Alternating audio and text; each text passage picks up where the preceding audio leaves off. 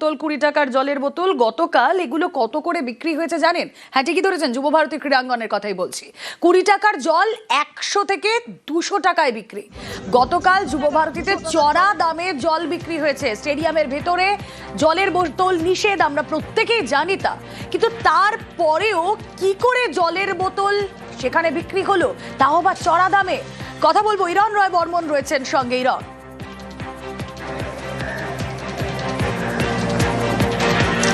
দেখো, যুবভারতীর রেকর্ড বা ইতিহাস বলছে যুবভারতীতে জলের বোতল মাঠে প্রবেশ নিষিদ্ধ।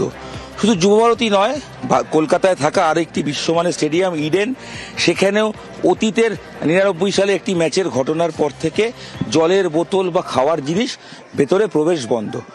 যুবভারতীর ক্ষেত্রে কড়া নিয়ম। ইস্টবেঙ্গল মোহনবাগান যখন ডার্বি হয় তখন জলের যে পাউচ হয়, পাউচেও জল দেওয়া হয় না।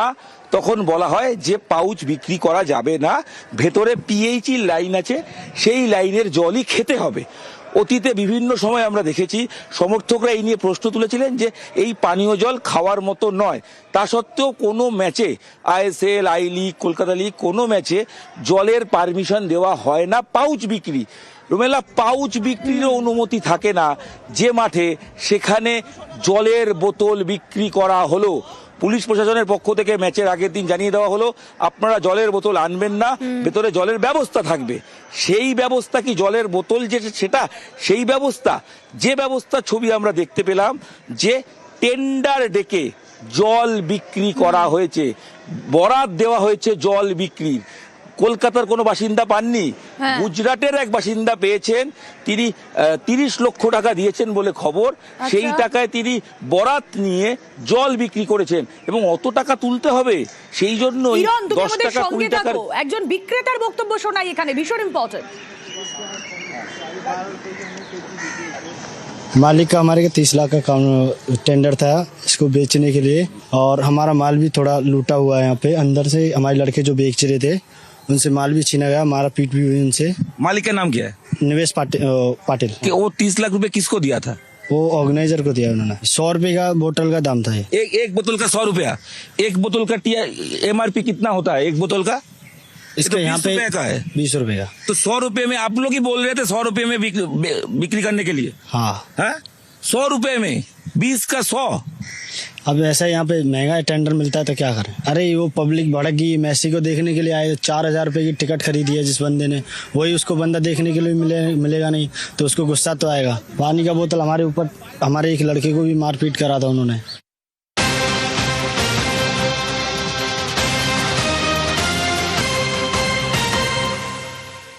আপনারা নিজেরাই শুনলেন যে 30 লক্ষের বরাত এবং তারপর এই 10-20 টাকার জলের বোতল কোথাও 100 কোথাও 200 টাকায় বিক্রি হয়েছে। এবং হ্যাঁ, তাদেরকে এটাই যেন টার্গেট সেট করে দেওয়া হয়েছিল। বিক্রেতার বক্তব্য শুনে অন্ততপক্ষে তেমনটাই বোঝা যাচ্ছে। স্টেডিয়ামের ভেতরে জলের বোতল নিষেধ, যে কথা আমাদের প্রতিনিধি ইরন বলছিলেন। যুবভারতী স্টেডিয়াম হোক কিংবা ইডেন গার্ডেন্স হোক, সেখানে জলের বোতল নিষেধ। এটা বিভিন্ন সময় বিভিন্ন ম্যাচের ক্ষেত্রে আমরা দেখেছি, আমরা বড় বড় ডার্বির ক্ষেত্রে দেখেছি। কারণ যেহেতু মানুষের ফুটবল নিয়ে একটা আবেগ থাকে, সে আবেগের বিস্ফোরণ যে কোনো মুহূর্তে হতে পারে, সে কারণে এই ধরনের বোতল অ্যালাউ করা হয় না, পাউচ অ্যালাউ করা হয় না। এবং স্টেডিয়ামের ভেতরে এই মেসি ইভেন্টের আগে ঘোষণা করেছিল বিধাননগর কমিশনারেট যে জল নিয়ে ঢোকা যাবে না। তাহলে প্রশ্ন এখানে, এই যে 30 লক্ষের বরাতের কথা এতক্ষণ শুনছিলেন, কিভাবে এই 30 লক্ষের বরাত? বিধাননগর পুলিশ কমিশনারেট সেদিন কি বলেছিল একবার শুনুন। অন্য খেলাতে টিফো অ্যালাউড থাকে, কিন্তু কালকের খেলাটাতে টিফো আনবেন না, সেটা কিন্তু কালকে অ্যালাউড নয়। খুব বড় ব্যানার কিছু যেন না আনে কেউ, এটা আমরা অনুরোধ করব। জলের ব্যবস্থা ভেতরে আছে, সেই জন্য কোন রকম জলের বোতল আনার প্রয়োজন নেই। ভেতরে স্টেডিয়ামের ভেতরে পর্যাপ্ত পরিমাণ জলের ব্যবস্থা থাকবে। কোনো জলের বোতল যদি আমরা গেটে দেখি, তাহলে আমাদের কিন্তু সেই জলের বোতলটা আমরা অ্যালাউ করতে পারবো না।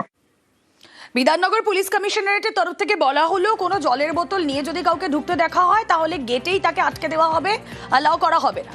প্রশ্নটা হচ্ছে, তাহলে ভেতরেই জলের বোতলগুলো বিক্রি হচ্ছিল কি করে? সেখানে 30 লক্ষের বরাত এলো কোথা থেকে?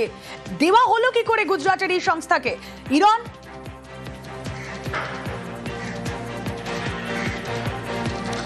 এইটাই তো সবচেয়ে বড় মিসিং লিঙ্ক। তার কারণ যখন মেসিকে দেখতে না পেরে দর্শক ফেটে পড়েন, এটা একটা পার্ট যে উদ্যোক্তাদের সম্পূর্ণ ব্যর্থতা, মেসিকে কোনোভাবেই তারা দর্শকের সামনে আনতে পারেননি।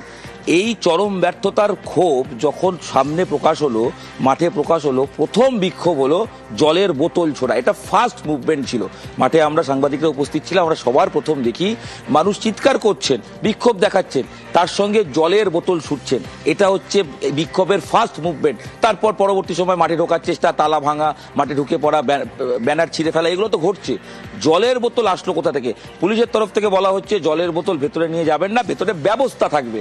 ব্যবস্থা সেক্ষেত্রে পাউচ হতে পারে, যদিও সেটা ইস্টবেঙ্গল মোহনবাগান ম্যাচে অনুমতি দেওয়া হয় না। এক্ষেত্রে কি দেওয়া হলো? প্রাইভেট অর্গানাইজেশনের ইভেন্ট বলে জলের ক্ষেত্রে কি কোনো ছাড় দেওয়া হয়েছে? এই প্রশ্নটাও উঠবে। কারণ এই যে টেন্ডার নিলেন, তিনি তো সহজ পথে মেন দরজা দিয়েই জল নিয়ে এসছেন, তিনি সাজিয়ে গুছিয়ে রেখেছেন, যে ছবি আমরা দেখাচ্ছি, তিনি সেইগুলোকে আস্তে আস্তে বিভিন্ন গ্যালারিতে নিয়ে গেছেন। তাহলে এইগুলো যখন করলেন কেউ দেখতে পেলেন না, তার মানে এটা কি অনুমতি নেওয়া হয়েছিল যে জলের বোতল দেওয়া হবে, নাকি দূরদর্শিতার অভাব? ভাবা হয়েছিল এটা তো ফুটবল ম্যাচ নয়, লোকে আসবেন, আনন্দ করবেন, মেসিকে দেখবেন, তাই একটু জলের। দেখো ইরন, এই ক্ষেত্রে এই যে তুমি যে বিক্রেতার সঙ্গে কথা বলেছিলে, তারও একটা কথা আমার তোমার এই কথা সূত্র ধরেই মনে পড়ছে। সে বলছে যে প্রচুর মানুষ যারা হাজার হাজার টাকা দিয়ে, 4,000, 10,000, 14,000, 30,000 টাকা দিয়ে যারা মেসিকে দেখতে এসেছেন, তাদের তেষ্টা পেলে তারা তো এত টাকা দিয়ে জলের বোতল কিনতেই পারেন। অর্থাৎ এটাও একটা স্ট্র্যাটেজি তৈরি করে দেওয়া হয়েছিল জল বিক্রির ক্ষেত্রে। প্রশ্নটা এখানে, যে মিসিং লিঙ্কের কথা তুমি বলছো, বিধাননগর কমিশনারের তার মানে কিচ্ছু জানে না, আয়োজক সংস্থা তার মানে কিচ্ছু জানে না, কেউ তো কিছু জানবে না, হলে এরা অ্যালাউড হলো কি করে ভেতরে?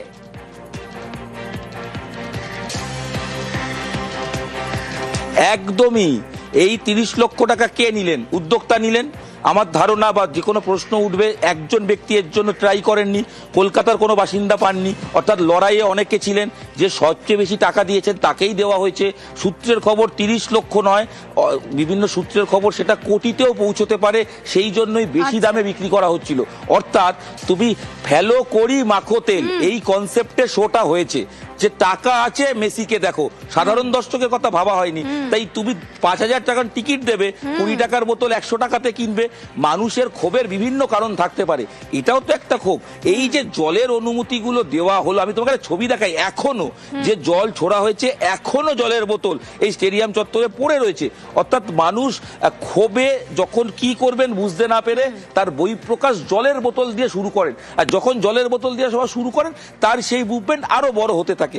এই ছবি আমি আমার চিত্র সাংবাদিককে বলবো, রুমেল, আমি কথা বলতে বলতে যদি দেখাই, এই মুহূর্তে মাঠের ভেতরের ছবি তুমি যদি এখনো দেখো, একটু ক্লোজ করে ক্যামেরায় দেখাবো যতটা সম্ভব, এখনো মাঠে জলের বোতল পড়ে রয়েছে। লোকে পুরো বিষয়টা যেটা ঘটেছিল সেটাকে বলে বোতল বৃষ্টি, জলের বোতলের বৃষ্টি। এরকম যিনি, আমি যে ভেন্ডারের যে ব্যক্তির সঙ্গে কথা বলেছিলাম, তিনি কিন্তু এসছেন ইউপি থেকে, তাকে নিয়ে আসা হয়েছিল অ্যাজ এ সুপারভাইজার, তোমরা দেখাশোনা করো কিভাবে জল বিক্রি হচ্ছে। তিনি বলছেন লোকে জল কেড়ে নিয়ে গিয়ে মাঠে ছুঁড়েছে, অর্থাৎ ক্ষোভে বহিঃপ্রকাশ। মজুদ ছিল হাতের সামনে জল, মানুষ ক্ষোভে জলের বোতলের পেটিগুলো নিয়েছেন এবং ভরা জলের বোতল ছুঁড়েছে। এই মুহূর্তে দাঁড়িয়ে যেই বক্তব্যটা বারবার সামনে আসছে, আমাদের আবেগের যুব ভারতী, সেই আবেগের যুব ভারতীতে ফুটবল অনুরাগীরা যদি সত্যিই তারা ফুটবল অনুরাগী হন, তারা কি এই ধরনের ঘটনা ঘটাতে পারেন? তারা এইভাবে ভাঙচুর চালাতে পারেন? এই প্রশ্নগুলো যেভাবে উঠছে, অ্যাট দ্য সেম টাইম এই প্রশ্নটা উঠবে যে তাদের এই ফুটবল অনুরাগ সেটা কোথাও গিয়ে তো ধাক্কা খেয়েছে গতকাল। তারা মাসের পর মাস ধরে টাকা জমিয়ে সেখানে মেসিকে দেখতে গিয়েছিলেন, সেখানে তাদেরকে জলের বোতলও কিনতে হচ্ছে 100 থেকে 200 টাকা দিয়ে। 30 লক্ষ টাকা বরাদ পেয়ে যাচ্ছে এক সংস্থা, টাকাটা ঢুকছে কার পকেটে? মানুষের আবেগ নিয়ে খেলার অনুমতি দিচ্ছে কে?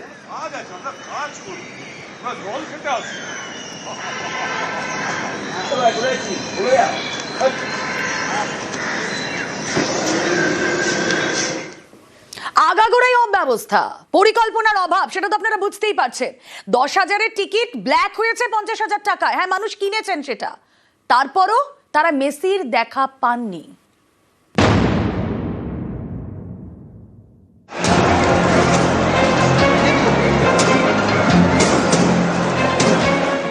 ফুটবল বিশ্বের মহা তারকা, তার জন্য অনুষ্ঠান, সেই অনুষ্ঠানকে ঘিরে আগাগোড়াই বিশৃঙ্খলা, অব্যবস্থা এবং পরিকল্পনার অভাব। কয়েক সপ্তাহ ধরে লিওনেল মেসির ছবি দিয়ে বিজ্ঞাপন, রাস্তাঘাট সর্বত্রই ফুটবলের রাজপুত্রের আগমনী বার্তা, খবর ছড়ায়, ভক্তদের মধ্যে উন্মাদনাও বাড়ে। অনুষ্ঠানের দিন সেই উন্মাদনা ভিড় হয়ে আছড়ে পড়ে যুব ভারতী স্টেডিয়ামে। হাজার হাজার টাকার টিকিট, ঘন্টার পর ঘন্টা অপেক্ষা। মেসি এলেন, কিন্তু দর্শক আসন থেকে দেখা গেল না। মেসির চারপাশে তখন সেলফি তোলার ভিড়, যা দেখে অনেকেই প্রশ্ন তুলছেন, কেন মেসিকে দেখতে পেলেন না দর্শকেরা? এত টাকার টিকিট বিক্রি করা হলো, অথচ মেসিকে যাতে দর্শক দেখতে পান সেটা কেন আগে নিশ্চিত করা হলো না? কেন পরিকল্পনার এত অভাব? মেগা ইভেন্টের টিকিটের দামও ছিল আকাশ ছোঁয়া। সব থেকে কম টাকার টিকিট বিক্রি হয়েছে প্রায় 5,000 টাকায়, সব থেকে বেশি টাকার টিকিটের দাম 12 থেকে 13,000। অভিযোগ, মেসির ইভেন্টের টিকিট ব্ল্যাক হয়েছে 40 থেকে 50,000 টাকায়। অর্থাৎ মাঠের মধ্যে বিশৃঙ্খলা, মাঠের বাইরেও অব্যবস্থা। We demand refund, complete refund, and don't play with player like Lionel Messi. This is completely a flop event. যুব ভারতী স্টেডিয়ামে জলের বোতল নিয়ে ঢোকা বারণ, অথচ শনিবার দেখা গেল শয়ে শয়ে জলের বোতল দর্শক আসন থেকে উড়ে এলো মাঠের দিকে। কোথা থেকে এলো এই জলের বোতল? কারা বিক্রি করলো এই জলের বোতল? কোথায় গেল নিয়ম শৃঙ্খলা? মেসির মেগা ইভেন্ট ঘিরে এমন হাজারো প্রশ্ন। নিউজ 18 বাংলা।